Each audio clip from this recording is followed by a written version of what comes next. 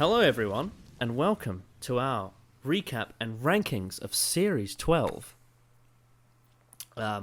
We have done a few of these before. We've done one for Series 1, Series 2, and Series 11. So those who've seen those will know how this works. But essentially, what this is we go for our full recap through the series after having watched it all. We talk about all the characters. We go through a bunch of categories and decide our favourite and least favourites of certain things. And then at the very near the end, we have a big episode ranking, which is always the big finale of these things, and they're always the exciting part. And yeah, that's basically the purpose of this video.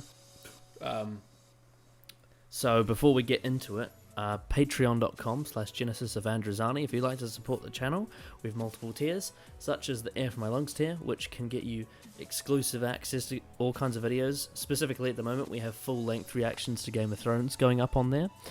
We have the Timey-Wimey tier, where you can get 1 day's early access to videos like this. And we also have the Master tier, where you can request videos for us to do. We also have twitter.com/Giandrozani. If you want to get in contact, just socialize, banter, talk about things. I'm on Twitter almost every day, so yeah, if you just want to have a conversation with me casually or anything, or just join in with all the antics, all the fun that we have on there. Sometimes it's a bit negative, but if you want to join in, you can check it out there. So, with all the plugs done, okay, so Adam, you give me your sort of initial overview thoughts on Series 12. A lot more interesting than Series 11, but it still has a lot of the same issues that I had personally with it in terms of character investment and just the overall tone of it. It was still very similar, with some very, very, very bright spots throughout the season, which I thoroughly enjoyed. But overall, as a whole package, there were just a lot of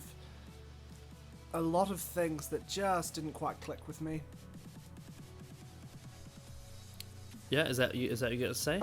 Yeah, I mean that's pretty much it. Yeah. Okay. Yeah. So, me being the one that's been on social media the whole time it's been broadcasting, I've gotten the full view of it, of everyone's responses, and I honestly think this might be, in terms of like, not necessarily because outside of fandom there'll be a different story, but in terms of just within the inner circle of fandom, the ones that are actually watching the show, the ones that are on social media that are talking about the show, not the mainstream public, because that's a different story, but in terms of Doctor Who fandom itself, I think this might be the most divisive series we've ever had. And I know there's a lot of divisive series, a lot of divisive episodes out there, but I think I've never seen in my life a series where every single episode gets intensely different reactions from people online.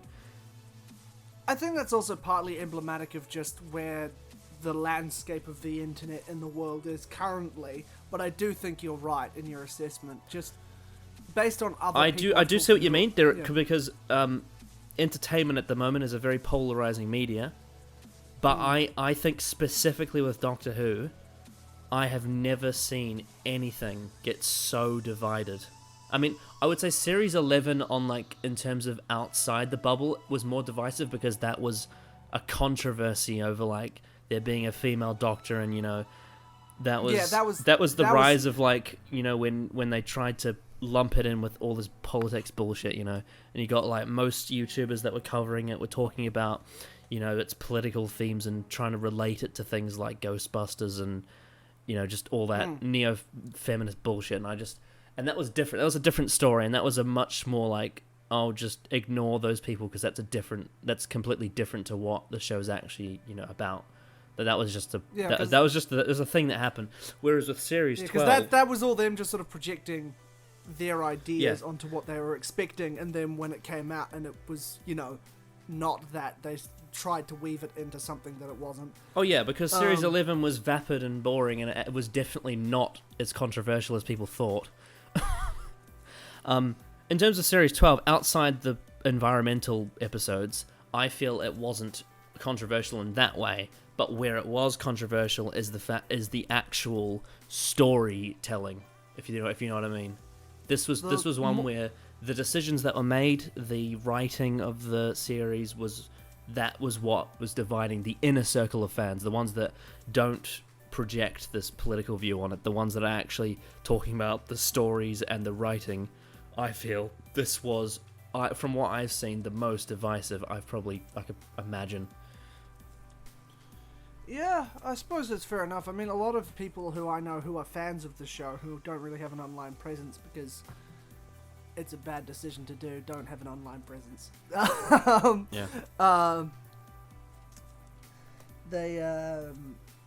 It's been pretty much, big differing opinions, but a lot of strong opinions where people and just so, like...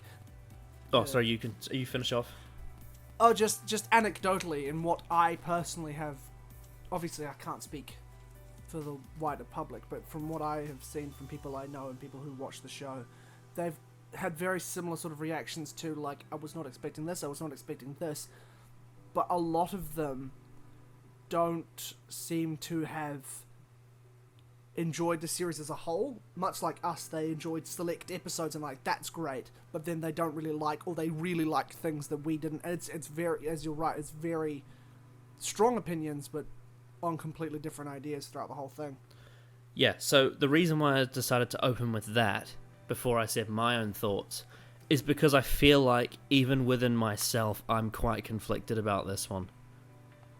I don't really know, even after it's been nearly 2 months since the finale aired, I still don't really know how I feel about this series overall. I'm still so up and down on it, and I think it's probably because whilst I think it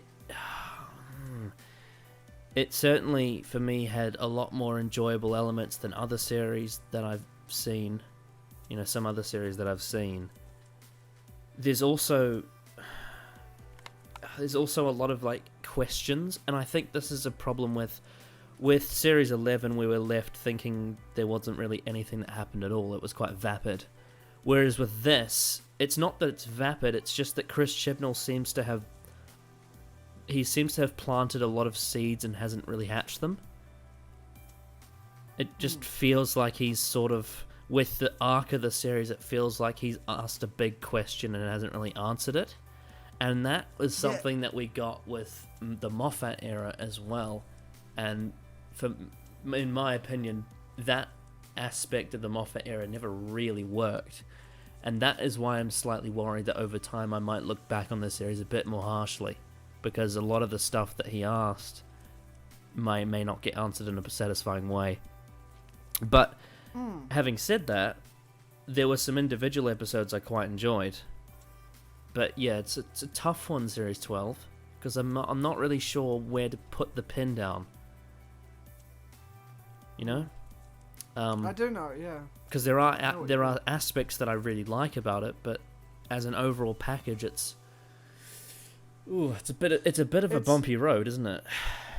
The bigger picture is quite scattered. I still think it suffers quite a few problems that Series 11 had, in the sense that I still think Chris Chibnall is quite a weak showrunner. Because not necessarily because he doesn't know what he's doing in terms of, like, in some aspects, like, I'm not saying that he doesn't completely know how to run a show. That's not what I'm saying, because obviously Broadchurch is Broadchurch.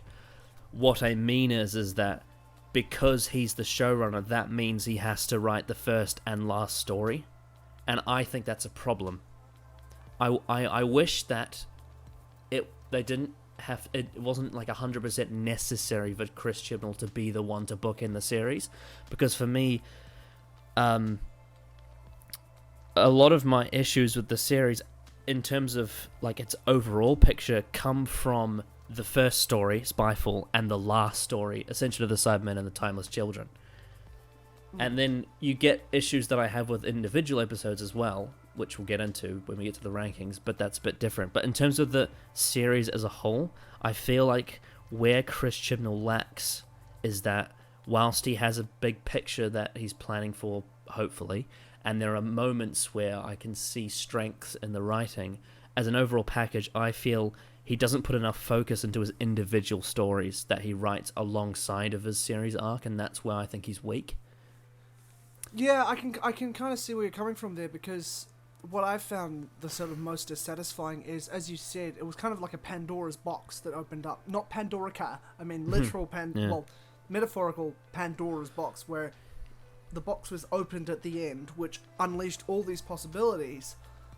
But that wasn't the end. Obviously, well, I mean, it was kind of, it was a bit odd, because it's like at the end of the series we opened the big box and then we got another like 10 small boxes came out. Well, but the thing about that for me was there was no sort of character resolution, because that still feels like it's yet to come, which in long form storytelling isn't necessarily a bad thing. But just looking at this series in the grand scheme of things so far feels like an episode with some very pivotal plot elements and Chekhov's guns that are supposed to come back later, but we just don't have them yet. So it's not like we've got the full package. It feels like there is still stuff that we need to make this feel complete. Even though it is technically complete, it's clearly leading, going forward, opening up the avenues, opening up the possibilities. But from beginning to end, in terms of the sort of mystery box storytelling that they were going for, it didn't necessarily feel intensely gratifying for me by the time I got to the end, because the character of the Doctor, like, she didn't really have a resolution at the end that sprungboard her on. Yeah, because the Timeless Children kind of, it was a bit anticlimactic in the sense that they made this massive reveal, but then of course the plot had to end, so they sort of backtracked her out of it a bit. I don't know, it was very weird. And also this we'll get onto it when we talk about the individual rankings, but I do feel like the Ruth Doctor should have been used so much more. And because the Ruth Doctor was my favorite thing about that episode, about Fugitive of the Jadoon. And then in the end she just sort of popped up as a figment of our Doctor's imagination, without actually having any play. And things like Jack as well, which he just somehow knew about the Cybermen, which maybe will come back later again, but the Cybermen didn't go anywhere. It was all about the Master revealing this. It didn't feel like a satisfying twist when things, just another piece of the puzzle is put in place, which makes everything sort of expand outwards. This felt like it was narrowing everything down, but not in a sort of focused way, but just sort of shaving things off and making it feel a bit more hollow by the time we got to the end. It didn't make it feel grander, but smaller, and not necessarily in a good way, if that makes sense.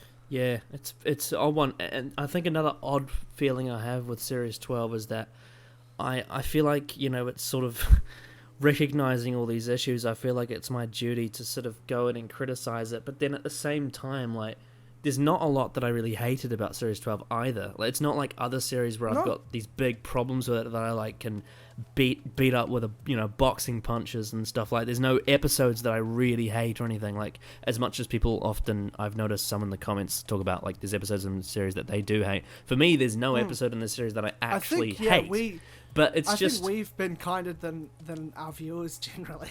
But that's just, everyone has different opinions. Maybe, but I don't know. I don't really feel that strongly about any of the weaker episodes. I don't really feel like... No, exactly. I'm the same.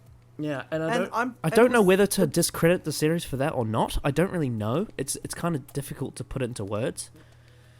Yeah, it's not that we're sort of dispassionate about it. I'll give an example. I'll give an example because this is fresh in my mind. Last night I rewatched The Time of the Doctor, which is Matt Smith's regeneration story, and that's a story that I used to sort of tolerate. But when I rewatched it last night, I really, really didn't like it, and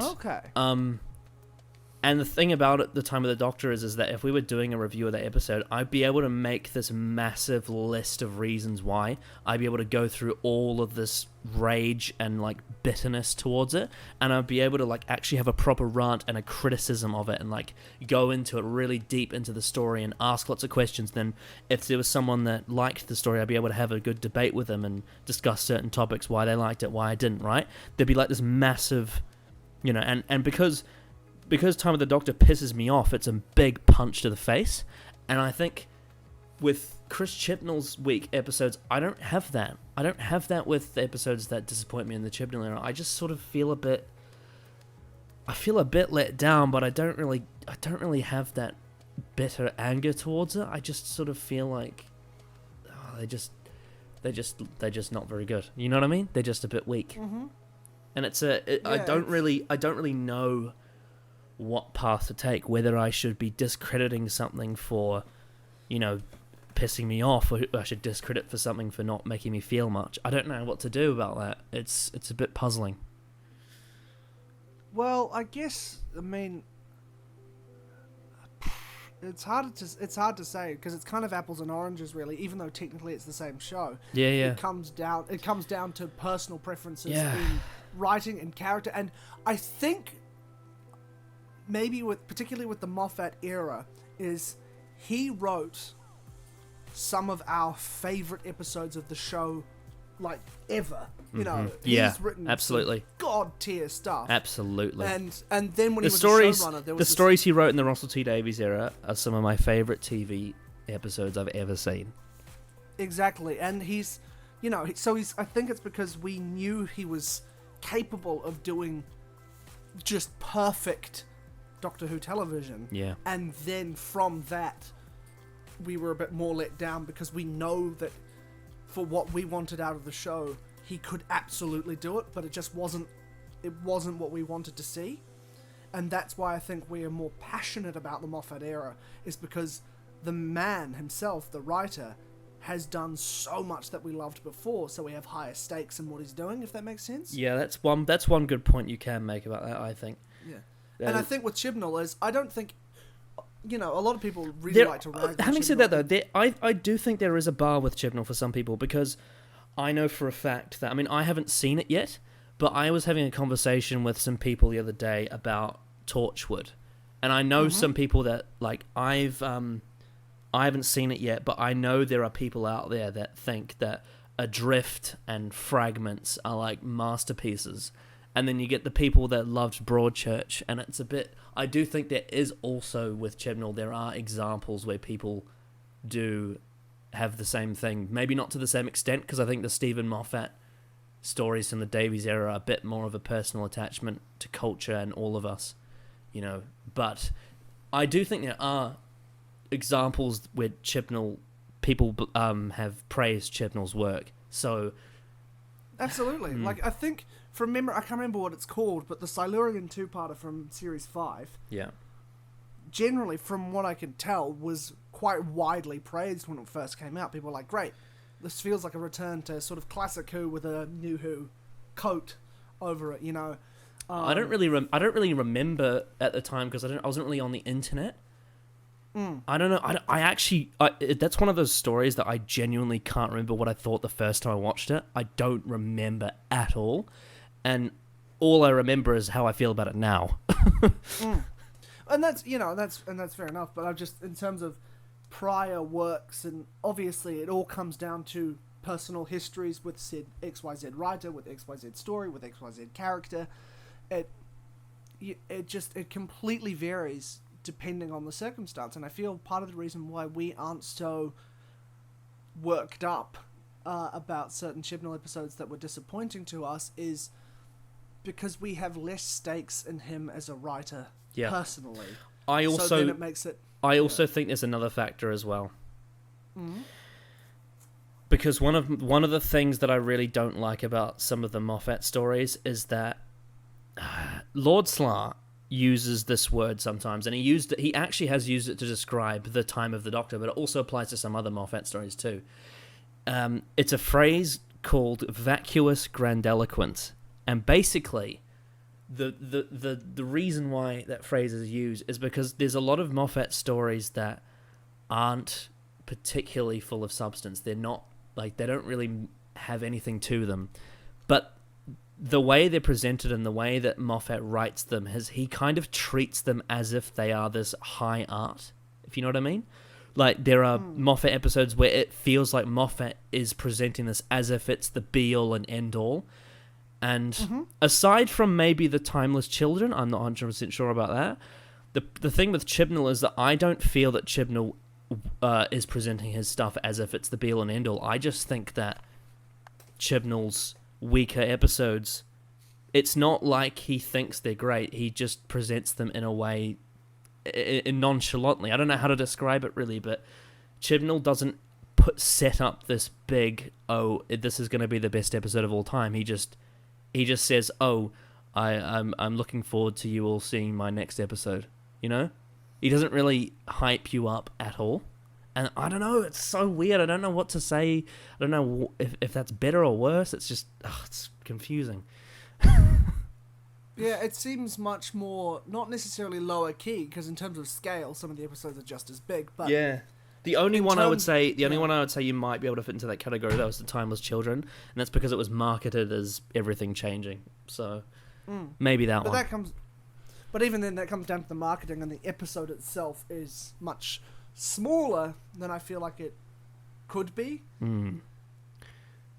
Yeah. Yeah. Whereas, like, because I've seen comparisons to The Timeless Children and Hellbent, but the Hellbent, yeah, you've heard me all bag on about Hellbent before, but Timeless Children doesn't take it does take itself seriously, but it's not like Timeless Children. See, here's the problem. Like, they're actually quite different in some aspects, because firstly, let's put this in perspective.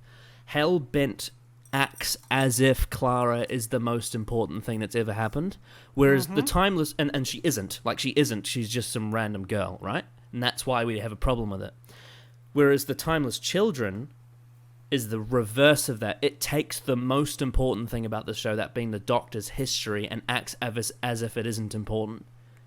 It's so weird. It's so weird. So in some ways, you could even say it's almost an anti-Hellbent. In a lot of respects, I think I would agree.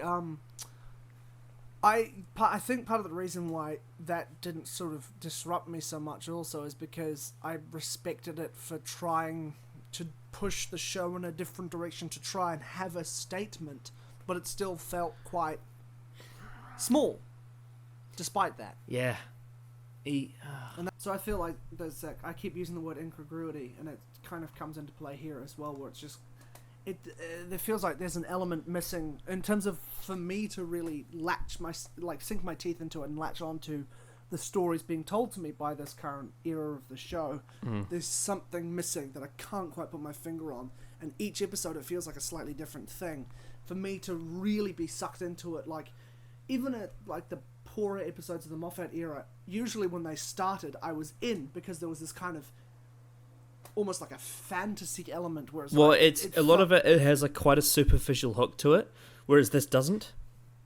Because I think part of the key difference between the Moffat era and the Chibnall era is the Moffat era feels like a fantasy world, whereas the Chibnall era feels like a science fiction version of the real world, if that makes sense. Yes, but the difference is, like, the John Pertwee era feels like a science fiction version of the real world as well. But that era, the reason why that era is, well, in my opinion, is better than the Chibnall era, is because the self-contained stories are so full of content, and it is very much focused on the self-contained stories, and the character stuff comes with it sometimes. I mean, other times it doesn't, but often the stuff you get with the characters comes alongside these big self-contained, like, 7-parters, right, that are like a massive political just giant of a story, right? Whereas with Chibnall, he's operating off this template that was set by Russell T Davies in 2005, and I don't think this template works for Chris Chibnall. No. I feel like Chris Chibnall would be better off writing much much darker stories. I don't think he Well, deals I so think well this is in- probably why he thrives better in something like Torchwood. I'm not saying he's like perfect or anything, but I think this is why he thrives better in Torchwood, because Torchwood by nature is far more focused on characters. And it's always on the ground, it's always on Earth, it's always in Cardiff, and it rotates its cast every episode. It's dark, it's twisted, and it's not bound by a template, because I feel like the template that Russell T set for himself works for Russell T. And I think the problem with some of Moffat, but especially Chibnall here, is that they're trying to follow the same formula, and I don't think that works. I think what you need to do is change it to fit to your strengths. I think he needs to change it to a serialized format where it's not so episodic anymore, where we still maybe get 10 episodes a season, but with a set of 3-parters and then a couple 2-parters. Well, yeah, I agree with that, but I also think that he needs to change it to a serialized format where he's not writing the stories, if you know what I mean. Or at least maybe he writes one story, but not all of them. And he just sort of, and you mean sort of like he lays out the threads that he wants people to follow. Yeah. And then right. Yeah, well, again, I mean, Broadchurch, I think Broadchurch is, from memory, it's only 3 episodes a season. I could be wrong. Maybe it's 3 or 4. But it's quite a limited number of episodes per season. But they're so focused and they're almost feature length. And that clearly is his wheelhouse. So I really want to see him in Series 13 be like, you know what, screw it. Let's throw out this format that we've had for the last decade and change it. Well, to make a quick tangent, what I'm most looking forward to in Series 13 is that there's going to be an increased amount of work from Maxine Alderton, so that's encouraging. But yeah, I don't know what to expect really. I just it's interesting. The next video after this we're going to be doing is the series rankings, and I think out of all of them, this is going to be the hardest one for me to do, because it's the one I'm the least sure on how I feel. Because there are definitely aspects I like. There are some aspects that I'm let down by, but I don't hate. And then as an overall package, I'm not 100% sure. Fair enough. Yeah. And I suppose that's enough waffling, so I should probably get into the characters before it's too late. It's already been half an hour of waffling. Okay. The Doctor. Your thoughts on the Doctor? Definitely better this season. I found her much more enjoyable to watch this season than I did last season, because they gave her some stakes. They gave her a bit more grit and intensity, and drive, which I really enjoyed, and made her question herself and the status and this group of friends that she's harvested, and just, they challenged her more, which I really enjoyed. It made her more fallible. My issue is when the finale came round, she was just sort of sidelined to be exposited at without actually getting much to do. She didn't really outthink anyone. She didn't really go, aha. Now, she just sort of was like, I'm still the Doctor. I will just slightly interrupt you there, because there is a way to do what you just said and have it work. Look at Journey's End. For the most part, the Doctor is imprisoned for that whole episode. But the reason why that works better than this is because of the relationships the Doctor has with all these characters. And I think that is why that finale in Series 12 doesn't work, because she's imprisoned, and on top of that, even after 2 full seasons, we still don't have a proper relationship with these companions with the Doctor. I think that's the problem. Yeah, she still feels... That's the issue. Particularly, I mean, they even made a bit of a point of it, but particularly with Graham, there's a big detachment there. Oh, to the point where she isn't even willing to talk to him about his cancer. That was quite weird. And I understand, I understand the point that she's more of a socially awkward kind of quirky version but the problem I have with that is that because Chibnall is such a expository writer, he has to have her say it to Graham. He has to have her say, I am socially awkward, rather than her actually being socially awkward. Like, Tom Baker is socially awkward sometimes. Peter Capaldi is socially awkward sometimes, but they don't have to tell you that they are. They just are. And I don't. She didn't need to say. I don't like it when the characters tell you how they're feeling in words rather than showing you. Though there are examples of that, the opposite, where they actually do what they're feeling, and that's I think Yaz and Can You Hear Me is a good example of that. But we'll get to her after. But yeah, that is one of my nitpicks with Chibnall's writing, is the fact that he feels the need to have the characters tell you in words how they're feeling, which is the kind of thing that you get in a show like Dora the Explorer. It's very spelling it out for the kids. The problem is the production style of Chibnall's Who is deadpan, and this is this is an era that's revolving around dead parents and cancer and depression. And you're going to have dialogue that's pandering to children. I feel like there's a clash here. There's something wrong with that. And it's one of the first things you ever learn going into screenwriting or filmmaking is show, don't tell. It's a visual medium. Use that to your advantage. One of my favorite shots in this series was after the Doctor found out that the Master burnt Gallifrey. And she went there, and she saw it for herself, and there was no dialogue, and it was just that gorgeous shot of her sitting down and the TARDIS lights going blue. It's a bit on the nose, but it's visual, cinematic language, and I loved it. And that was so much more powerful than so many of the scenes where they sat around and said how upset they were, or how excited they were, or how sad they were.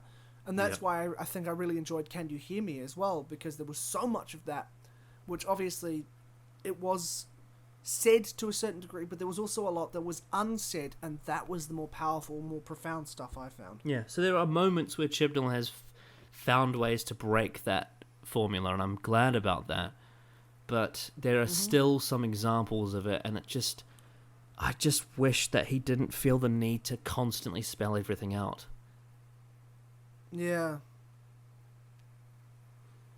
It is better than Series 11, though, I have to say. It is better than Series 11. It's much more daring and actually has bigger goals than Series 11, which I really enjoyed. Yeah, and I agree with you on the front of the Doctor being a big improvement, because if anything, even if some of the writing doesn't quite carry her to a certain level, what I will say is Chris Chibnall has allowed Jodie Whittaker to show more range as an actor in the episodes, and that is where I think the strongest part of the Doctor was this series, where allowing Jodie to be more than just some quirky, socially awkward alien. She is now an actual character that's challenged, and there's conflict, and because of that, we get episodes like Fugitive of the Jadoon and The Haunting of Villa Diodati, where the Doctor is actually challenged and actually has conflict, and I like that. And also some of the scenes she has with the Master in Spyfall and the finale. I like how this challenges the Doctor, and therefore we finally get to see that side of Jodie Whittaker's acting that we wanted to see last time. So that is a strength I think she has, and I do think she pulls it off well. I think. I'm not 100% sure when our next Doctor's ranking would be. Probably maybe after the era's over, because we usually do it once an era's over. Like, the last time we did it was after Capaldi's was finished. But I think that just purely through giving her opportunities to shine as a performer, she isn't as distant from the other Doctors anymore as she used to be for me. She's actually she's sort of edging the bottom of my list now, which is good. I wanted that to happen. Though, having said that, there's still so much more left to do to get right. It's just... yeah. It's a tricky one, but I will say I did enjoy her a lot more this time round than last. Agreed. But I want to see her with a different companion. I want to see her with probably one companion, max two. Yeah. And just give her one preferably, person to bounce off of. Preferably a different companion as well. That's what I agree. Yeah. Get rid of... apparently Ryan and Graham are leaving in the holiday special. Yeah. If it's just Yaz, brilliant. It's possible that Yaz might leave too, but we don't know for sure. Yeah. But I would like a new companion, and as you said, just one person that she can bounce off of and find someone that really has a chemistry and really is a good foil to the Doctor. Like, think of Catherine Tate and David Tennant. Yeah, imagine Jodie Whittaker with like one male companion.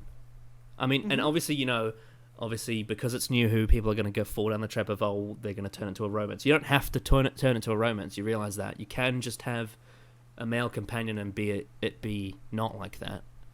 You could do that. You could have it be like the David Tennant, Catherine Tate sort of thing, and it be the roles reversed. Mm-hmm. Yeah. And the Doctor needs someone that helps bring out the best in their personality. Mm-hmm. Because I think one of my favourite companion pairings is Leela and the Fourth Doctor. Oh, yes. Because they're so different, but they have this shared love of adventure, and then their chemistry, even in wonkier episodes, is still such a joy to watch. Well, I mean, I think the reason why we hate the Invasion of Time is because they're barely on screen together. Yeah, they're completely separate for most of it. But like Talons of Wang Chiang, Horror of Fang Rock, they are lightning. And, for example, Martha. Oh, yes. Yes, she was in love with the Doctor, but she provided a great foil for him because he learnt from her. Because he kept quietly belittling her because she wasn't Rose, and then realised he can't do that. He can't be a one-track mind individual. He has to grow. He has to progress. And she also learnt that she can't be hanging around this where she's not valued, and she had to go make her own success, learning what she had learnt from the universe and her travels. And we need someone like that who can bounce off the Doctor and improve the Doctor, and the Doctor improve them as a character, and just have them work symbiotically and beautifully together. We need that balance to make this really enjoyable to watch, I think. Yeah. It's going to be interesting to see if Chibnall does do that. If Chibnall has I mean, in fact, you could, in theory, have a whole series with no companion as well. You could, where it's just a different companion. Yeah. The only other time we've ever gotten that was the specials. Mm-hmm. Where the Doctor had a different Jackson companion. Lake, Well, the Doctor had a different companion for each story. So Jackson Lake, Christina, Adelaide, and then Wilfred. Yeah, exactly. Yeah. And that was a fantastic. Like, even Yeah. in Planet of the Dead, which is the lesser of all those four, in my opinion, there was still some fun with Christina there. There was still a bit of a... I've got quite a soft spot for that one, but I think it's probably because my great-granddad taped it on VHS for me. So I remember when I got it in the mail to watch it, it was like, Christmas had arrived, even though it was Easter. But it was very special to get that from him. So I think I'm always going to have a soft spot for Planet of the Dead, even though there are valid criticisms of it. For sure, but in point of the companion, I really like Christine because she's a criminal. She's very different to what David Tennant's Doctor was used to at that point. Yeah, I like the way that the plot used that when she has to get it's like the clamps around the diamond. That was a neat little story. Anyway, but yeah, I want to see the 13th Doctor with one companion, and I want a focused story, and none of this just fam stuff. It's not my vibe. Yeah. It worked with the first Doctor, Ian, Barbara, and Susan, or Ian, Barbara, and Vicky, because there was conflict. And even with even though I'm not the biggest fan of the season 19 TARDIS team with Davison, Tegan, Nissa, and Eirich, there was at least some conflict, and the only reason it didn't really work is probably because the actors were inexperienced and the characters didn't quite get fleshed out. But with the Chibnall one, the problem I have with it is not necessarily that they're like terrible individual characters or anything. The problem is that they don't have enough conflict. They don't have enough relationships with each other. It's just, I just wish that we got more of what we got in The Haunting of Villian Diodati, where they are actually at odds with the Doctor. Because that's what works best with a 3-person TARDIS team, or 4-person at that point. Yes, 100%. Yeah. And that's why I feel like maybe it doesn't quite work with... Like, I think that's one of the things that's a little bit detracting. I mean, there's plenty of criticism that we have, but one of the things that's detracting about the 12th Doctor and Clara is because there is conflict, but there's only one of them, and it makes it feel a bit like too it's too like conflict within just one person and one person. Whereas, like, I think it should be the opposite. I feel like if it's a one-on-one relationship, obviously having some conflict is good. Like, you think about the relationship with Donna and how she would challenge the 10th Doctor on his morals, like in Fires of Pompeii, for example, or Planet of the Ood. And that was fantastic. But if you're going to have an actual, like, Doctor companion falling out, I feel like it works better when there's more companions. And that's the problem I have with Chibnall's era, is that the fact that there's 3 companions and they're all so cozy with each other all the time, and it gets very stale very quick. Yeah. So, yeah, I do like Jodie's Doctor more now than I did before, but I wish she had more conflict with characters, you know. Yeah, I'd quite like, to be honest, I'd like to see a whole season where it's just the Doctor and the Master traveling together. That'd be great. You know, apparently Series 9 was almost a companionless series until they decided to keep Jenna Coleman for another year. But originally, it was going to be the 12th Doctor by himself for the whole thing, and he was going to have, like with the specials, he was going to have run-ins with Missy and Ashilda, and and the unit family and all that. But Clara wasn't going to be there. That sounds amazing.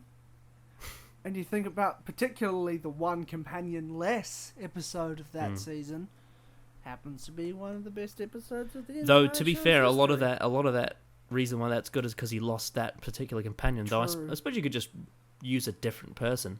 Like, what if? I mean, obviously I hate to sacrifice this because we loved The Doctor Falls, but what if Heaven Sent was about him grieving the death of the Master? That'd be fantastic. Yeah. Absolutely fantastic. But then, of course, Hellbent would be terrible because then Moffat would bring the Master back. Oh, God. No, I don't want to think about that. Anyway. But anyway, just spitballing ideas. But yeah, I like Jodie's Doctor more now than I did before. Some of the humor I still think doesn't quite land for me. It's quite cringeworthy for me. I don't like it. I don't think Chris Chibnall's a particularly funny writer. No, a lot of his comedy doesn't. Yeah, like incredibly subjective, kisses. That's quite French, isn't it? And I just don't vibe with that at all. You know, it feels like a caricature of the 10th Doctor's humor or something like that. It's just it's really not good. But in terms of, apart from if you get rid of the humorous elements, I think she's better now. But I want to see more. I want to see conflict. I want to see more of what we got in some of the episodes, and just break down the Doctor and really challenge the character, and don't hold back. Don't make obviously making every episode big would be a mistake as well. But I just want to see. I want to see Jodie in an actual story where bad things happen to her, because I feel like every time we get close to that, it sort of Chibnall sort of underplays it and undersells how big it is. And one of the reasons why is that I feel like with something like The Woman Who Fell to Earth, she has absolutely no connection with any of these people. So why should we get invested in how she feels about the situation if she's not part of it? You know what I mean? It's difficult. It's really hard to talk about, to be honest. But yeah, an improvement, I suppose. That's all I've got to say. Definitely. Yeah. Yasmin Khan. Much the same. Much better this season because they actually added some stakes to her character, made her feel much more like a real person, gave her some stuff to do. However, she was sidelined in quite a few episodes this season, which really sucked, especially since Graham and Ryan's story was done last season, and it really felt like this should have been Yaz's season, but it wasn't. I agree. I think Graham and Ryan should have left after Resolution, and we should have had Yaz for the whole thing. Agreed, 100%. Yeah. Because there are moments where she's really good, like Can You Hear Me, I think is her standout episode. But I wish that was more developed in the other episodes. Yeah. And, they did at some points use her again a bit more in the policeman role, like in Fugitive of the Jadoon and Praxius, but it could have been more of it. Yeah, again, that's the problem with Yaz, I think, is I just wanted more. I just wanted more of some of the stuff we got. Absolutely, yeah. I completely agree. I don't really have much to add, because I just completely agree. I wanted more of her. God. It just feels like, I know I'm going down the path of being a nostalgic fanboy, but I honestly just, whenever I watch Chibnall's Era, I'm constantly thinking, like, there are some interesting foundations for a great drama series here that aren't realized, and I'm constantly thinking to myself, like, what if Russell T Davies was writing for these characters? Like, I feel like Russell T would bring out so much more in them than Chibnall's doing. I agree. I mean, just have to look at Russell's era, and I've been rewatching Series 1 since the lockdown, and it's evident since the word go. Yeah, every single episode is chock-a-block with character development. That's his bread and butter. So it's so filled to the brim, and it's extraordinary. And I just, when I go to watch Chibnall's Era, I'm like, there's so many great foundations here, but they're not realized. They're all false starts. Yeah, it's frustrating. It's really frustrating because I want to see more, and he doesn't fulfill it. He doesn't go all the way with it. He just sort of springs some ideas into action and then doesn't follow through. Yeah. But on the flip side of that, like, it doesn't piss me off either. So I don't really know if I can speak negatively about it, because I don't really feel negatively about it. Yeah. What I'm glad is that it's trying stuff. It's constantly trying stuff. It just doesn't, for me personally, doesn't quite reach what I was hoping for. And it's still remaining increasingly popular. There's a huge number of people who really love what's happening, which is fantastic. Yeah, I've seen some quite positive reactions to Series 12. So I've got some friends who said it's one of their favourites from New Who, so there are some people that really liked it. Exactly, and that's always a good thing. Even if we don't like it, it means the show is going to keep chugging on. It means there is a lifeblood still, and that's always a great thing. Yeah. It's just for what we are after, it's just not quite reaching that. Yeah, I just want to, because when I'm comparing to stuff that I don't like, it's not that I hate this. I don't. I just want more of the stuff that I like about it. And that's the part that frustrates me. Is that I feel like it could be so much more than it is. Yeah. It's filled to the brim with potential, but it's just not quite there for me. Yeah. Graham O'Brien. Other than the sort of paranoia sequences and Can You Hear Me, didn't really have much to do beyond be comedic relief. Yeah. I mean, he's enjoyable to have around, but he doesn't really do anything. No. He's very charming, but that's about it. Yeah.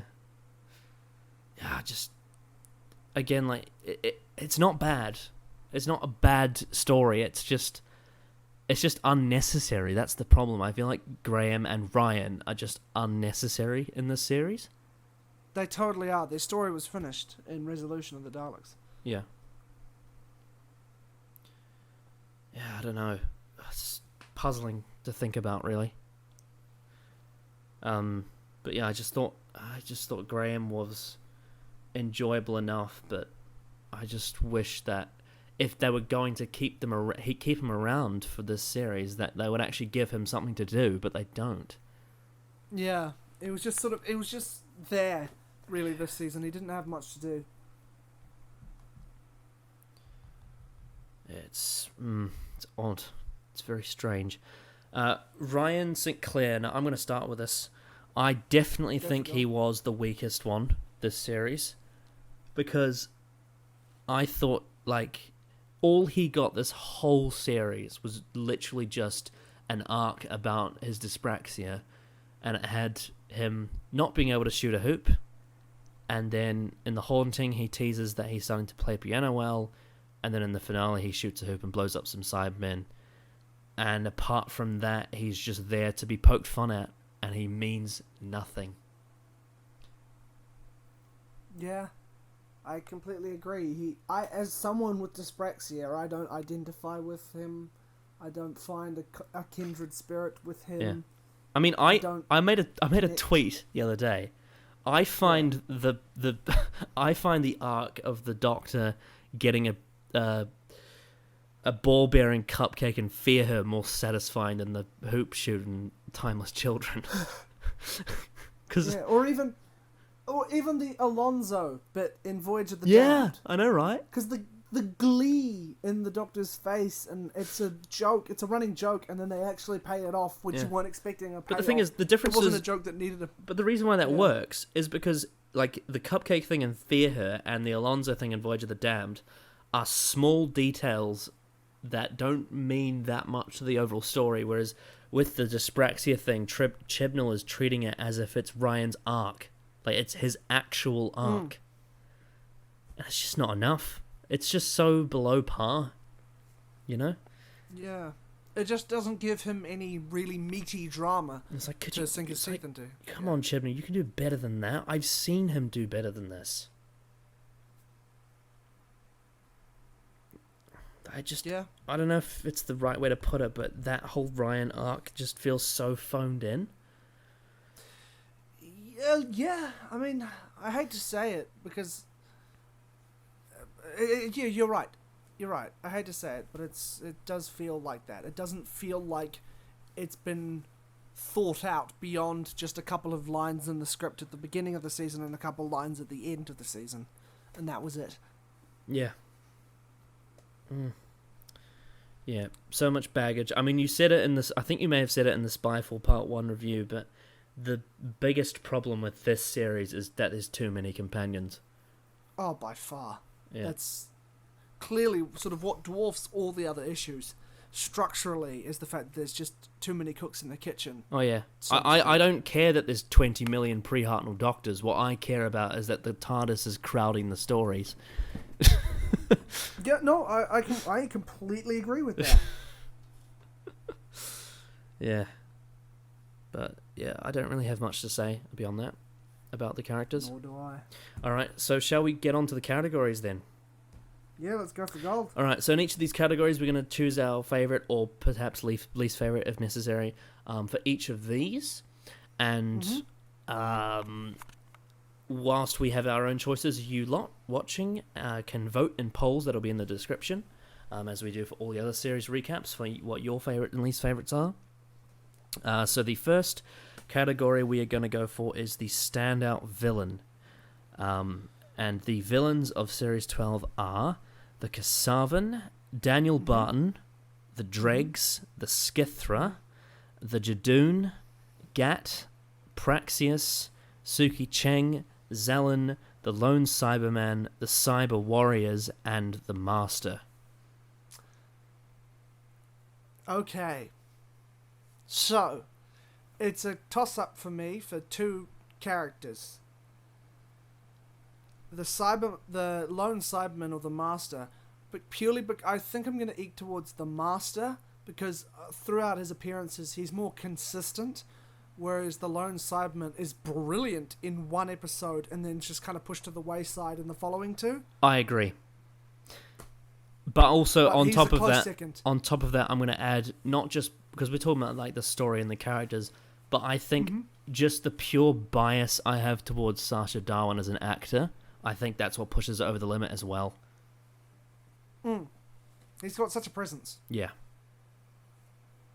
I'm not so huge on the Manic Master, but he plays it incredibly well. Yes. Yeah. Yeah. So whenever I talk about how the Manic Master isn't really my preference, that's not to say any of the people who've done Manic Masters is a bad performance. It's just that I much prefer the cold, sociopathic, detached Master. But he's still brilliant in this season. He's still fantastic. Yeah. On screen. I really liked him. I thought he was probably, possibly, I'm not 100% sure on this, but he was possibly my favourite thing about Series 12. He's definitely up there for me. I just really thought that Sacha Darwin, he was what the series needed. He was that charismatic character that just brought the life to the series, and he really did bring a lot out of the Doctor, which I really appreciated. He was a masterful shot in the arm. Yes. And he was my favourite thing about the finale as well. Agreed. I just think that Sacha Darwin really is able to carry the scenes he's in. Even though I can understand some criticisms about the way the Master is characterized, that's fine. I can understand that. But I think as an actor, Sacha Darwin brings so much energy to the scenes. He just brings it more to life than a lot of other characters in this era have. Absolutely, and that's something that is rare for Chibnall's era. So I'm glad that we have a character like that.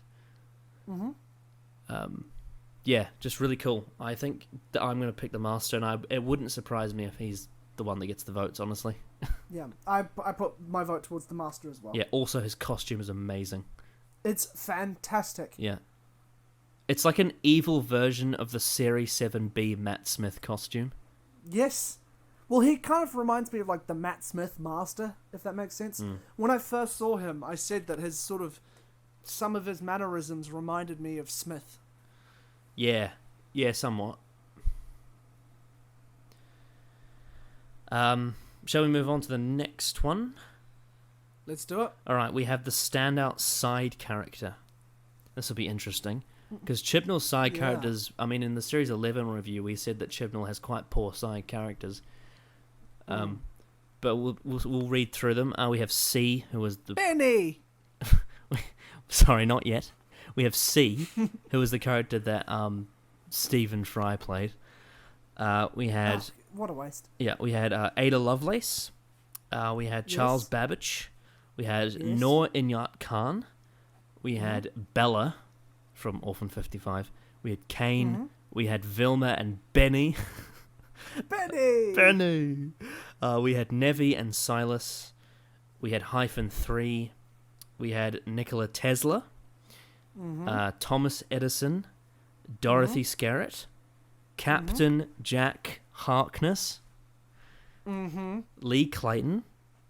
Jake Willis. Adam Lang. Gabriella Camara. Jamila Velez. Tahira, Mary Shelley, Lord Byron, Claire Claremont, John Palidri, Ko Sharmas, and whoever those finale characters were that I don't know the name of. Yeah. I think I should go. I'm going to go first with this. I think I know who I'm going to pick. Yeah. Now, as much as I love Captain Jack, it's not going to be him.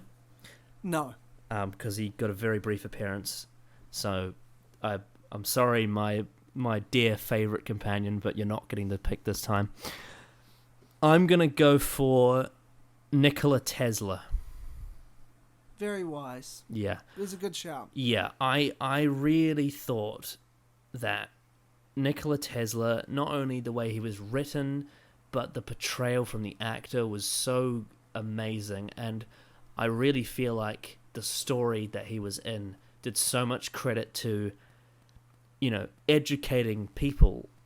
Not only educating people on what he did, but I feel like the way they utilized him in the story was quite clever. And how they made him part of the plot, which I thought was, it was quite something. And I think the actor was phenomenal. He was so good, and I was captivated by his scenes. And I mean, there were a couple of other side characters I really liked too, but for me, Nikola Tesla was the one that stuck with me, I think. Because as much as I liked, Mary Shelley, I don't think she had enough screen time. And I suppose you could, yeah, I don't know, there's a couple of others you could make that case for as well. But for me, Nikola Tesla is the one that sticks out on that list. So I'm going to choose him. That's fair enough. He's probably like a close second for me. But I've got to just be honest, I really clicked with their portrayal of Ada Lovelace in Spyfall. Oh, yes, that one. She just really, I don't know what it was, but the way she was portrayed in terms of how she was written and performed, and her role in the story, and it sort of being about science and the progression of technology and her involvement in that, and a sort of a key figure in computing history, as well as being just sort of a good character to bounce off the Doctor with as this woman of intelligence, and it was fantastic. I just really liked what they did with her when I saw her. So I've just got to go with my gut. And It was quite refreshing for a historical figure to be brought into the story, not in like a this is the attraction way. She was just a part of it, which was interesting. Absolutely. It was interesting.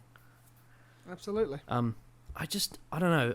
I can't really remember much from that whole part of Spyfall Part 2, to be honest. It was such a long time since I've seen it. That's fair enough. I just remember I really liked the way she played off of Jodie Whittaker's Doctor and her role in the story, and also beyond that, her role in history and how they were educating people on that. I really liked the way they balanced all those elements. All right, yeah. Now, this one's a bit of a weird one, because even though I know the soundtrack has come out on Spotify, I haven't actually done a full listen through of it, but I did a brief one when it got leaked on YouTube. Yep. But the next category is the standout music track. And I'm just going to go give it a quick search just to remind myself what they are. Okay. Yeah. Okay, I can see them now. So, in terms of what my favorite track of the episode is, I can't exactly identify maybe exactly what the name of it is. But I've got a funny feeling based on what I can see on my Spotify. I probably should have listened to the album before we started this. But I think my favorite one, from memory of watching the episode, I think it might be The Lighthouse.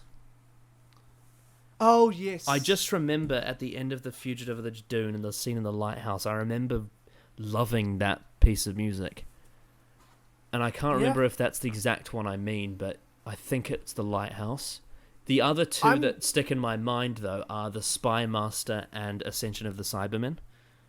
Yes. I think it's called Ascension of the Cybermen. Or it's the Ascension shall begin, or the Cyber Masters. I can't remember which one it is. But, yeah, I think it might be The Lighthouse. I think that might be the one I go for. That's fair enough. I'm probably going to do the same, The Lighthouse, but with honourable mentions to the music that played over the Jadoon sort of initial invasion and the music that played when Jack appeared. Oh, yes. All within Fugitive Jadoon. Oh, I would also say honourable mention to the music that played at the end of Nikola Tesla's Night of Terror as well. Yes, that was awesome. Yeah. But I've got to give it to The Lighthouse. That was probably my favourite track as well. Yeah. Yeah, the Spy Master was cool though, and so was the Cyberman theme. Absolutely. But yeah, the Lighthouse is the one I'm probably going to go for. But yeah, that one's that one I could probably I'd imagine will probably get quite a variety of votes because there's quite a lot of quality tracks from Sega and Canola. I feel. I'm going to be interested in seeing that straw poll. Yeah. Now, here we go. Now we get to the standout worst thing about the series. Now, as always with these recaps, I've said this before with the Series 1, Series 2, and Series 11. I've also said it for the Game of Thrones Season 1, which we've filmed, but I haven't uploaded yet. With the standout worst thing, the stuff that I list here is not necessarily what I don't like. It's what I've seen people say they don't like. So what I've done is I've done that so that there's a variety of options for everyone to choose. Because I know that some people will vote for things that we won't put down. So based on what I've seen from people talking about the series, these are the options I've got for standout worst thing. The dialogue, the exposition, the plot holes, the deadpan production, political correctness, environmental messaging, poor side characters, fan service, recycled elements, contrived plots, underutilized companions, lack of tension, rushed conclusions, poor handling of sensitive topics, invading story arc, handling of the Cybermen, and changing the lore of the show. Benny! Or so poor side characters? No, because I obviously we were just talking about a couple categories ago. There were some great side characters, so I couldn't agree with that. But you just mean the specific one thing, you mean? Yeah, but of those ones, I've got to say it's the exposition. Yes. Just the way it is handled and delivered just is so clunky to me. It doesn't feel natural, and I just don't enjoy the way the exposition is usually delivered in this series. Yeah, though I will say I think it was worse in Series 11, I will admit that. But it's still quite bad. And I will say there's a couple of exceptions. One being the beautiful animation in Can You Hear Me? Oh yes, that was amazing. Yeah. Yeah. But then again, like, you get stuff like the slideshow from the finale. And even in Spyfall Part 1, where Stephen Fry's basically... Granted, that is a spy trope, when they're like, here is your mission, here is your target, here's what they do. Yeah. That is a very spy trope, but it was still there. Yeah. Though, yeah, I still think most of my least favourite exposition scenes do come from Series 11, though. Mm-hmm. Like, oh my god, some of it was atrocious in Series 11. Holy shit. Yeah. I think my least favourite scene in It Takes You Away is when the Doctor is explaining the Solitrack to Yaz. That was so long and unnecessary. Absolutely. Yeah. But yeah, I'm going to agree. The exposition, it's Chibnall's biggest weakness is his exposition. It's so poorly handled. Yeah. Feels like I'm in primary school. Yeah. But yeah, interested to see what people choose for that. I think there's going to be quite a few people that might choose changing the lore of the show, because I know there's a lot of people that hated the finale for what it did. Yeah, I mean, I can understand why, but just it didn't annoy me. It didn't really bother me. The one other category we have is the Standout Thumbnail, which we can't really do a full proper vote for because I haven't actually made all of them. But because I haven't made the finale one yet. But I mean, our thumbnails on these videos aren't as extravagant as the Jake ones, so. Yeah, I'll just quickly look it up. Yeah, they're not. Just get a refresher. They're not as great to talk about, but the haunting one's alright. And I like the ones whenever we've got like a glass of water in our hands. Oh no, no, it's got to be the Fugitive of the Jadoon one. Look at that one. That's got to be the best one. Where are we? The Fugitive of the Jadoon review. Oh yeah, yes, no, that one. That without one's question. The best one, yeah. Open mouth, big wide eyes. Yeah, that's the best one. As wide as my beady eyes will go. Yeah. Yeah. Oh, I don't know how I made that face. Who frowned me this face? I know when I got this face, I know what it's for. To remind me. Anyway, let's not talk about the girl who died. No. Right, now we get to what you've all been waiting for. The episode rankings. Alright, so these episode rankings, how they work. So, like the other videos, we start at the bottom with number 10. And then, for example, Adam will say his 10, and then I'll say mine, or unless it's the other way around. We haven't figured that out yet. And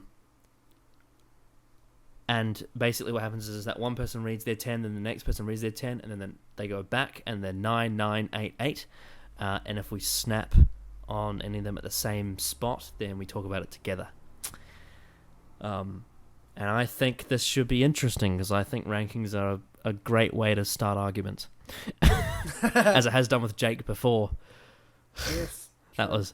I'll never forget when he put the empty child and the doctor dances below Boomtown.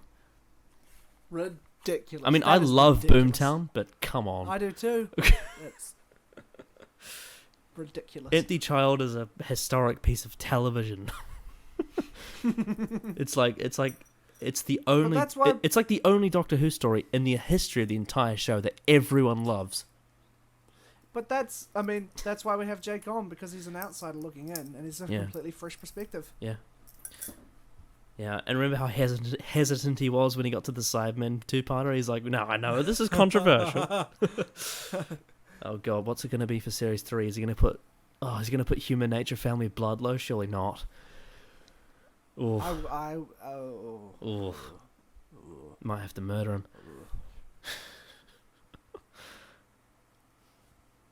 Yeah, like what if he puts what if he puts like 42 above Blake? That would just be so weird. Contrarian little bastard. Yeah. Anyway, I digress. So, we can't really do a paper scissors rock, can we? No. Would you like to go first, or should I go first? Sure, I'll go first. Let's just kick things off. Okay, so you go for your number 10. My number 10 is Orphan 55. Snap. You know why, if you've seen the episode. A lot of cool ideas, way too cluttered, with a resolution that should have been the premise in the first place, and then it just spirals out of control with the end. Yeah, so Orphan 55 is a mess. I don't hate it as much as other people do. No, neither do I. But I can understand why people do hate it. It's overcrowded with characters. It's got a bunch of really cool ideas that are rushed. The pacing is just way too fast. It's just it's lightning speed, and I didn't like that. And once we get out of the weird, wacky Paradise Towers area, it devolves into Midnight, but being interrupted by exposition, which is really annoying because you could have made something really tense. And like, and comparing this to Midnight is like comparing a five-star gourmet meal to being kicked in the shins. Yeah, kind of. And the side characters were really paper thin and repetitive, like Benny. And then just to cap things off, to really hit the nail, and it's they turned to the camera to make it all about, global warming, and I just didn't without care. it being the actual hook, without it actually being the hook of the episode. No, which it was made used as so much more- used as a plot twist, and I didn't really like that. I thought it was a bit silly. That should have been the conceit of the whole story. Yeah. So crap. Right. Yeah. Since we snapped, do you want to do your number 9? Okay. Now, this might be a bit controversial. My number 9 is Ascension of the Cybermen. Snap. Ah, okay. There we go. Yeah, I thought this was quite an awkward episode. It was very Chibnall. It was very, like, the most generic Cyberman Part 1 story you could ever get, really. Characters meant nothing. The lone Cyberman was degraded to like a Tim Shaw kind of character. It was very much a transitional episode.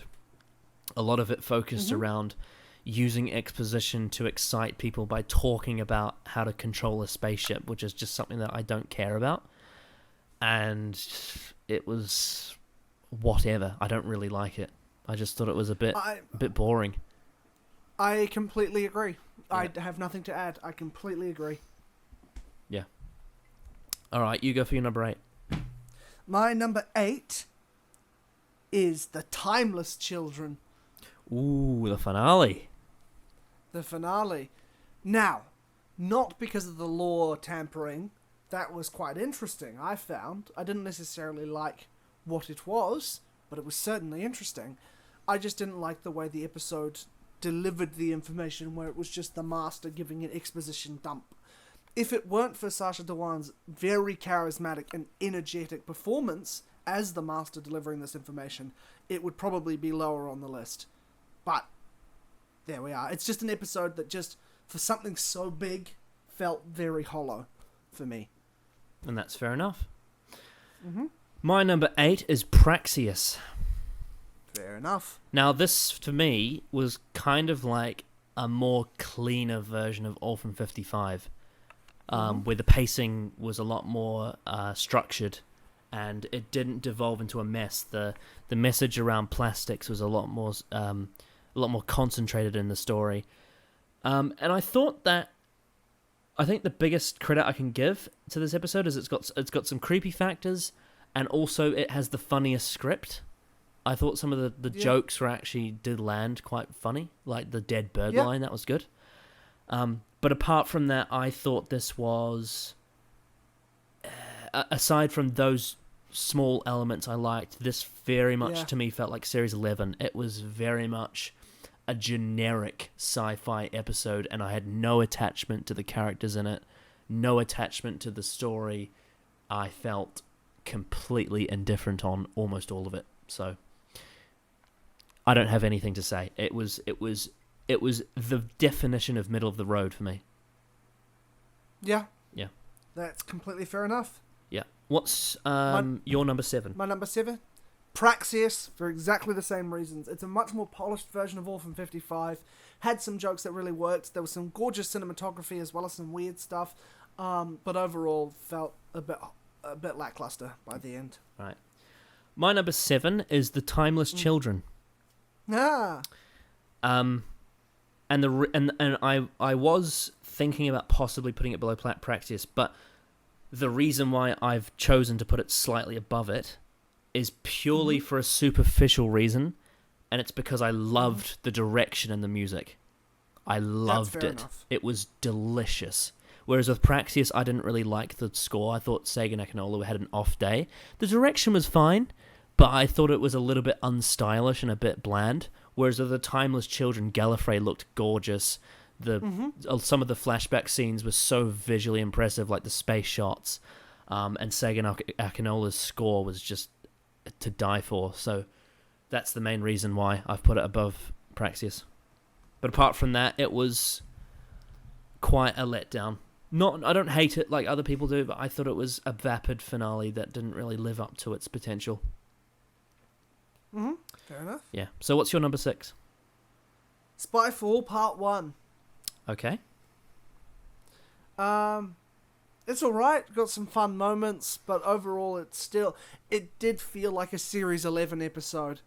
It felt very much like a Series 11 episode with a couple of moments which sort of rose above it, and the ending, the cliffhanger, is a lot of fun, though it is sort of very campy Saturday morning cartoon kind of, haha, the master is back and there's a bomb, goodbye, see you next week. The funny thing is that if it happened in the that happens all the time in the Pertwee era, except it's really fun to watch. And it felt like there wasn't enough build up to the twist. It was still a good twist, and I still liked it, but I felt like there could have been more drive to that. However, I didn't dislike the episode. I just thought it was fine. Okay. Is that all you got to say? That's all I got to say. Right. Well, my number 6 is Spyfall Part 2.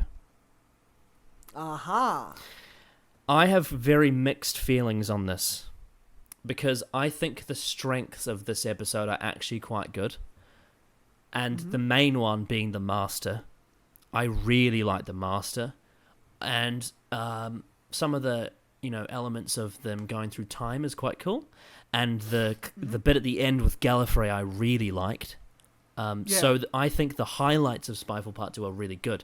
Unfortunately, though, I do think the negatives are quite bad.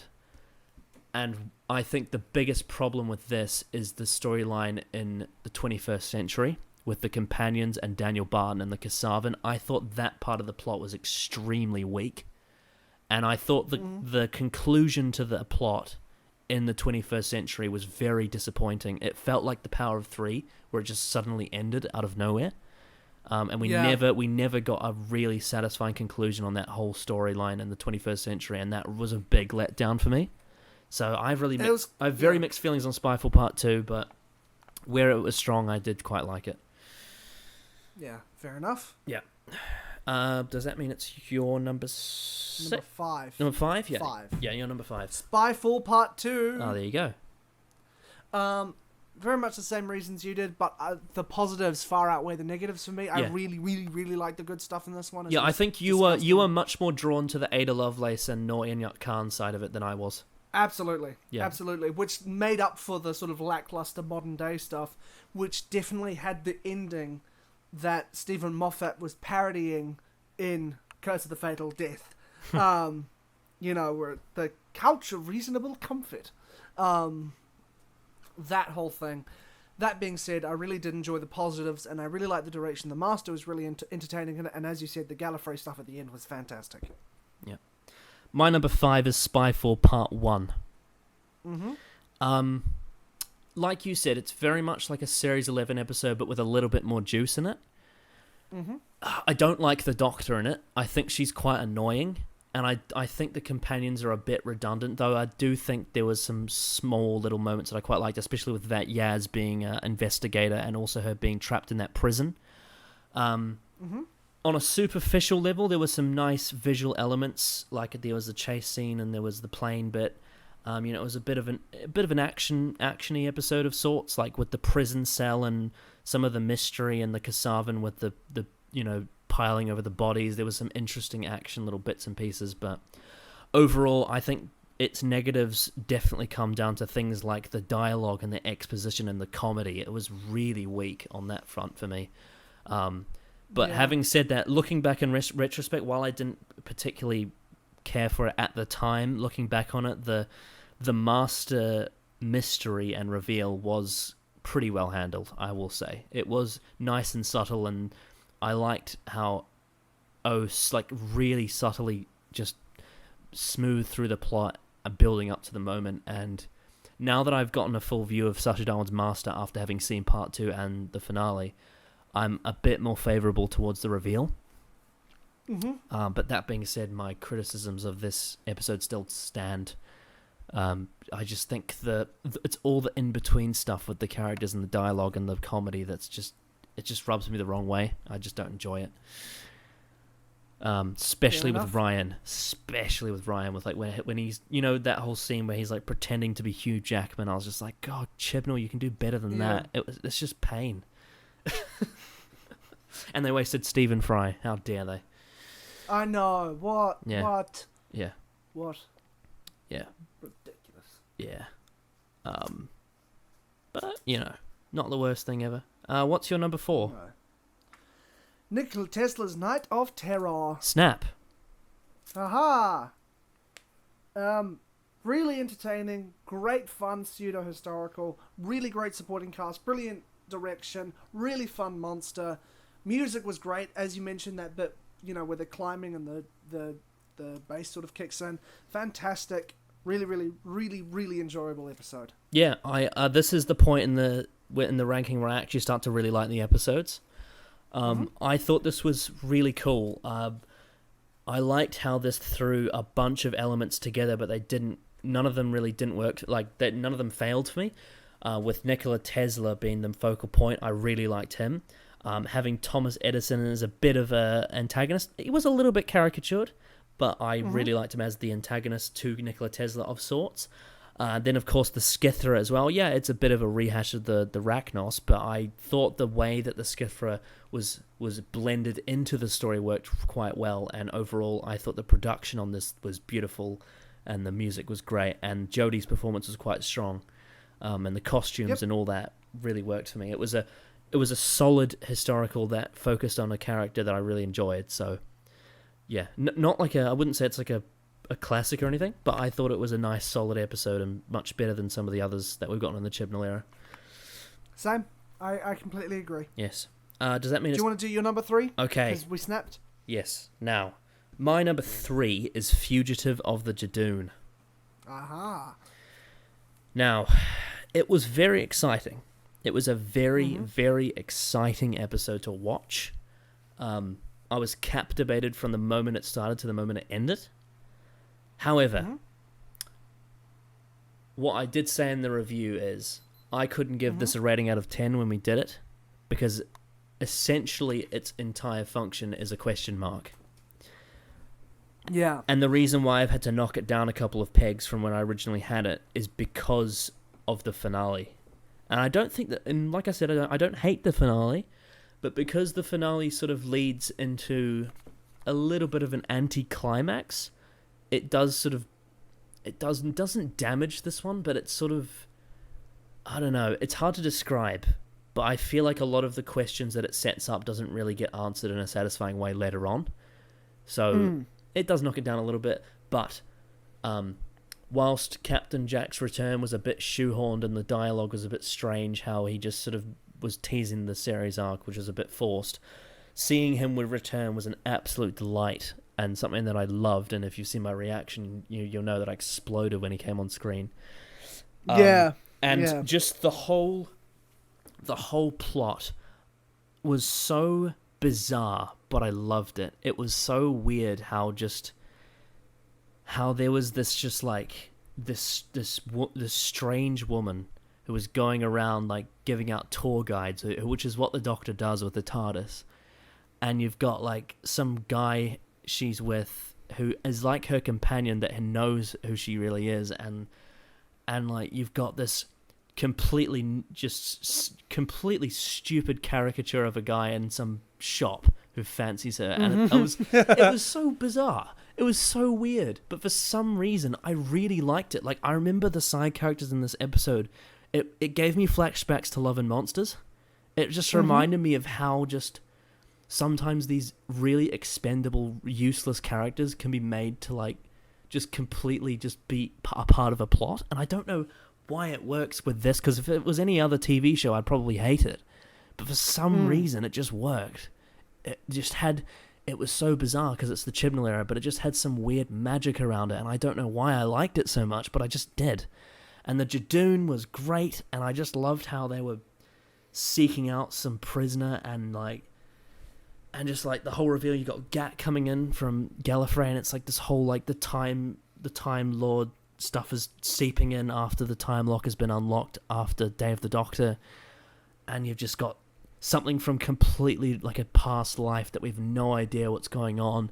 We have never the Doctor's, it's like past even the Doctor's time being alive, and I just love the mystery of it and how like Gat featured in the plot, and the way that just the whole scene with how it was all unraveling, and how this mystery was pushing Jodie's Doctor to her limit, and we got to see a really strong performance from her.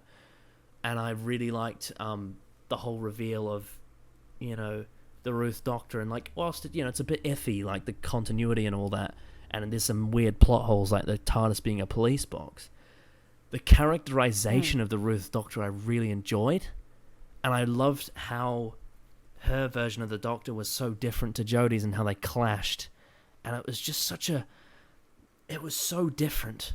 It was so bizarre. It was so out there. And whilst I don't think Chibnall quite nailed it in terms of the Series 12 arc overall, the episode was just very fascinating to watch.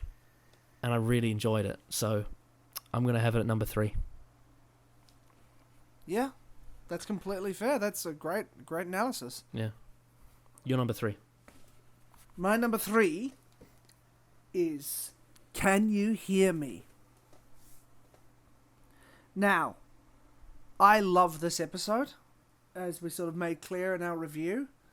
But because of its content and the tone of it, it becomes a less rewatchable episode for me, because it's quite a real thing, It's one that is able to get under my skin in a very, very good way, but it's... Ooh, can you hear? Yeah, I can hear you. Yeah. Oh, cool. Sorry, it just says connecting. There we are. I'm back. But yeah, no, it's an episode that it feels real. It's very mature. It deals with these things in a very mature way, while still having some of that sort of Doctor Who magic over the top with the guy with the fingers and their whole story, and that beautiful way of delivering this backstory of these creatures and the trap between the two planets, and all that was just fantastic. And I really liked the set designs of everything. The cinematography was beautiful. The acting, particularly from Mandip Gill, was spectacular. I really, really, really, really love this episode. But the only reason it's number 3 and not number 1 is it's just slightly less rewatchable for me than the 2 episodes above it. Yeah, so I echo a lot of your statements in the sense that I really liked the how this took an introspective look on the, around the mental illness of Yaz, and also with the weird alien with the fingers, and it was a very bizarre episode. It was like something from the expanded universe, a bit like It Takes You Away. And it was very strange. It was a very strange episode, and one that I know a lot of people didn't enjoy because it wasn't particularly tense. It was a bit more like on the low key. But like we said in the review, my biggest issue was that I wish we got more of it. I wish this was a bigger story and we got more expansion on some of the elements. Like, was it Syria at the start? Mm-hmm. Yeah, I wish there was more expansion on Syria, and also the other thing is I wish that there was a lot more build up to this in other episodes with the characters, because I think this works for me really well as a self-contained episode, but not so much within the context of the series because it's too isolated. And I wish that a lot of the stuff we got with Yaz was actually spread out rather than contained to this one story. Yeah. And that, absolutely. Yeah. I completely get that, and that's also part of the reason why it's not higher up on my list. Yeah. But as a singular episode, as a singular entity, as a singular story, it is really, really good. Yeah. The reason why I put it above Fugitive of the Jadoon, though, is because I feel like this one doesn't leave as many question marks as that one. That's completely fair enough. Yeah.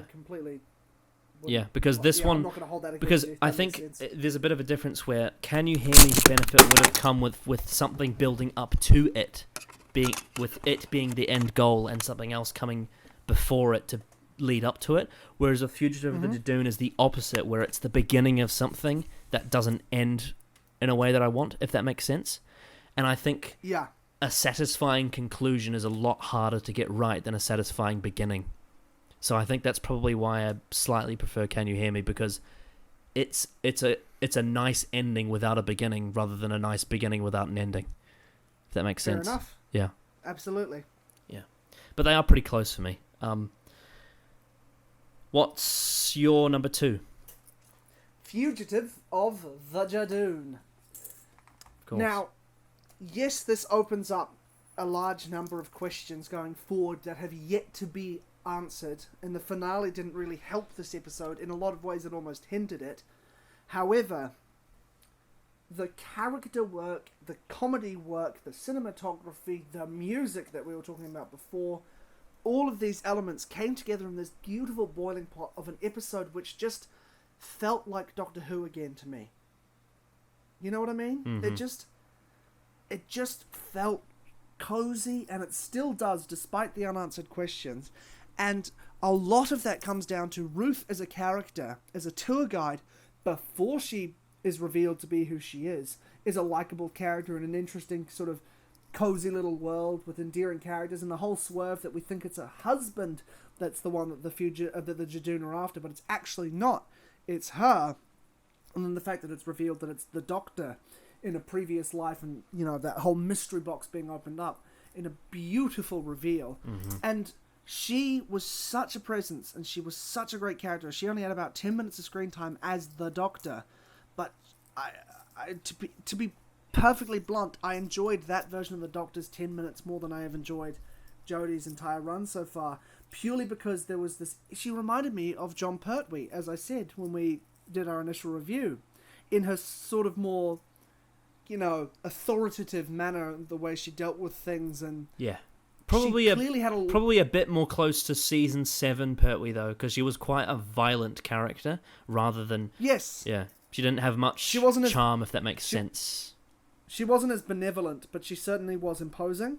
She had a real presence, and her trying to outsmart the Jadoon at the end with the backfiring gun, and all of that makes it still a really enjoyable episode, despite the questions left open. And I haven't even mentioned Captain Goddamn Jack Harkness, which just is the cherry on top, is the flamboyant cherry on top, and I love it. Yeah. And that's Fugitive of the Jejune, which I can never say properly. Fugitive of the Jadoon. Fugitive of the Jejune. I mean, it's less of a tongue twister than the Battle of Ranskorav Kolos.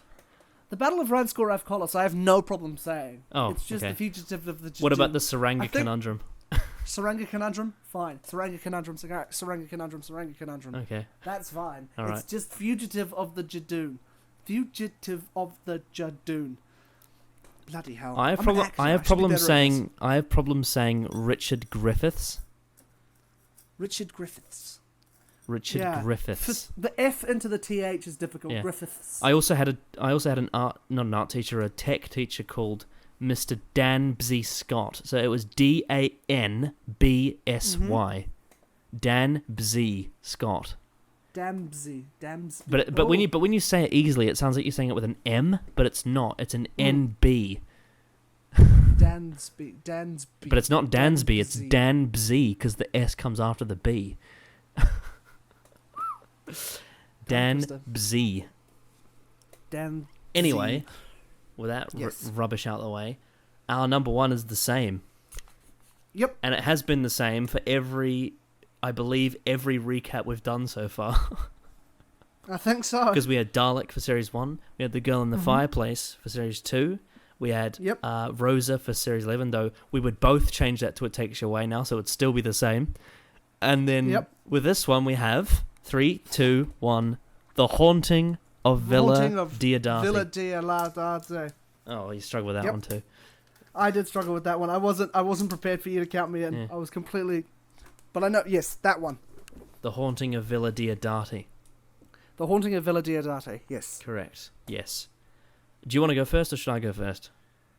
I love it. It was gothic horror. It was fun. It was a cool science fiction concept with a great antagonist, great character work, challenged the Doctor and the companions, fucking fantastic side character work, and really atmospheric. So atmospheric. Brilliant music, brilliant score. Really funny jokes that actually landed, drama that hit at the right paces, just a proper good episode of Doctor Who and television in general, and I loved it. Yeah, I'm pretty much the same. I thought it was excellent. It had great concepts, it was visually stunning, the dialogue was actually quite good, the Doctor was really good, Jodie's Doctor was fantastic. I loved her in costume, I loved the whole vibe. I loved the fact that it didn't, because it was an episode that led into the finale, but it started out like a normal episode. I liked the fact that it wasn't advertised as a massive deal. It was just this historical about the woman who wrote about Frankenstein, and then the perfect symbolism of the Cybermen becoming a part of a story revolved around Frankenstein is great. And just Ashad was such an interesting character, and it was gothic, it was dark, and it was creative. And Ryan's dyspraxia was actually used in a way that makes sense, and it was playful too. Like, there was a character that had sexual tension with the Doctor, and she hated it, and it was hilarious. Oh, best episode of Chibnall's era. By far. The best episode we've had since the Series 10 finale. Absolutely, by a considerable margin. Yeah, I really liked it.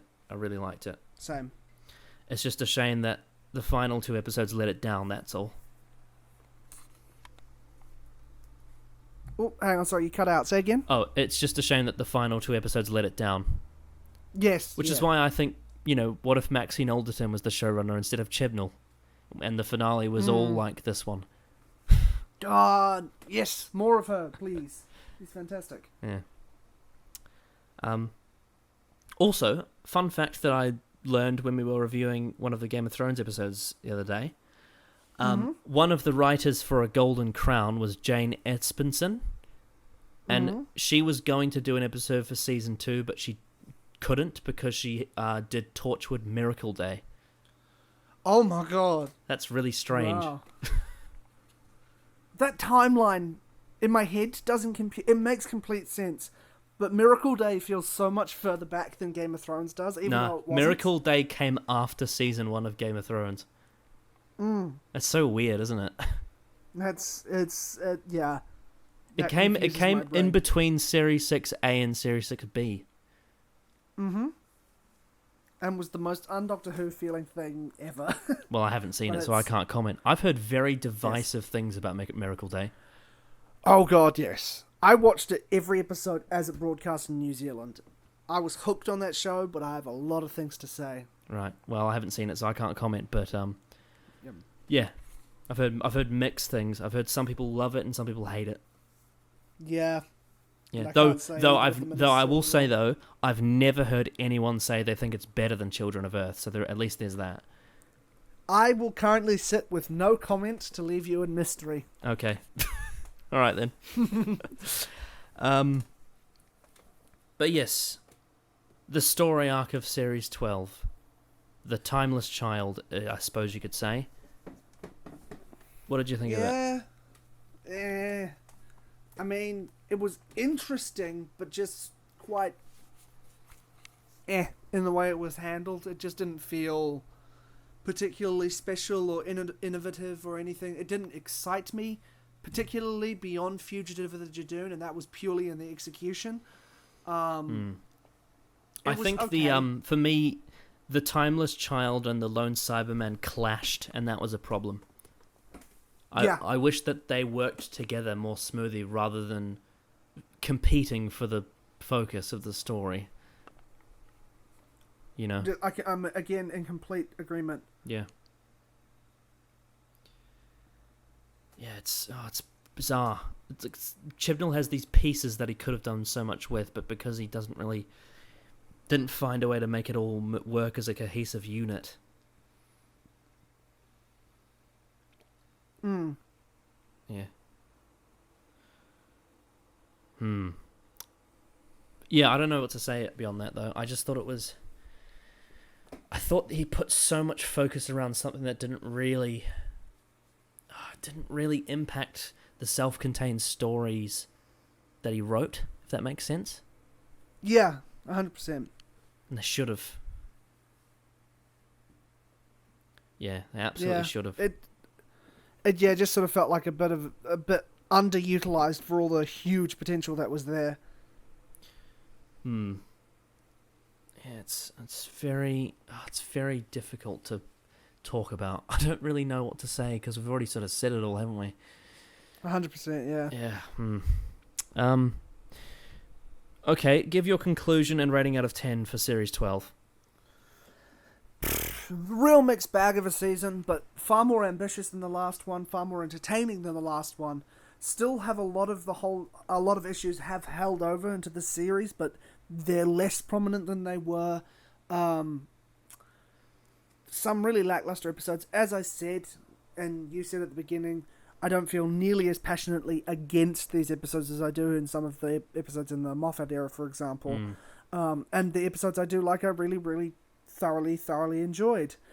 So my conclusion and rating is probably a 6.5 out of 10 on whole. I think it's good, but it just feels a little undercooked. Because there's a lot of stuff I love in it, singularly, but overall in the big picture doesn't quite sit well with me. So 6.5 out of 10. I'm very much similar. The highs I think are quite high. I really like some of the individual episodes, and I think there are some really, really, really strong potential that could have been realized, but didn't quite get there. And I think there's some issues with the structure and some issues with this, like things like dialogue and exposition and comedy. And I just feel like Chris Chibnall just isn't tapping into what's going to make his Doctor Who the best it can be. And I would say that it's going to sound weird because it sounds like I've been overly critical of this series, but it's only because I want to bring up these criticisms because those are the most important things to talk about. They're the things that I want to improve, because I actually did like quite a bit of this series, to be honest. I actually quite liked quite a bit of it. Yeah. It's just that I really want to hammer down on what the issues are because I want them to improve, which is why it might sound like I don't like it. It's not true. I don't dislike the series. But I just think that it could be so much better than it is. So, overall, the Chibnall overall package element of it, I would say, is very average. But because it's held up by some pretty stellar episodes from the guest writers, I'm going to give it a 7 out of 10. Fair enough. Which, I don't know if that sounds high or not, but for me, that's not high for Doctor Who. It's still in the sort of bottom tier. Still. It's probably because I love the show so much that most of it I just pray to the high heavens. So 7 out of 10 for me is quite low for a Doctor Who series, to be honest. Yeah, that makes sense. Yeah, so it didn't really win me over, but I suppose on its own, disregarding how brilliant the rest of the show is, I thought it was decent television overall. Maybe? I don't know. Yeah. Bits I liked, bits I didn't. There was nothing I hated. I think that's probably the biggest reason why I'm not going to downgrade it below where I am, is because there was nothing that I actually hated. No. I think that's the big thing. That's the big reason why it's not lower than it is. I think a lot of what it was attempting as well, even if it didn't live up to what we were hoping for, it's not stuff we necessarily disliked the trajectory of. It just didn't quite get there. Yeah. So, with that said, next episode is Revolution of the Daleks. I have no idea when that's going to air. I don't think anyone knows. They say. Holidays, they say. And then, of course, after that, I think it's like, I don't know how long after that. I think it's like maybe like a year and a half after that is meant to be Series 13. Like, I think there's meant to be like another hiatus or something.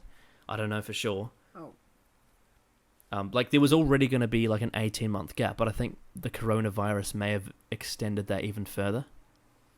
Yeah, God. So it's a bit of a disaster. But I think, from what I understand, Series 13 is either going to be like late 2021 or it's going to be early 2022.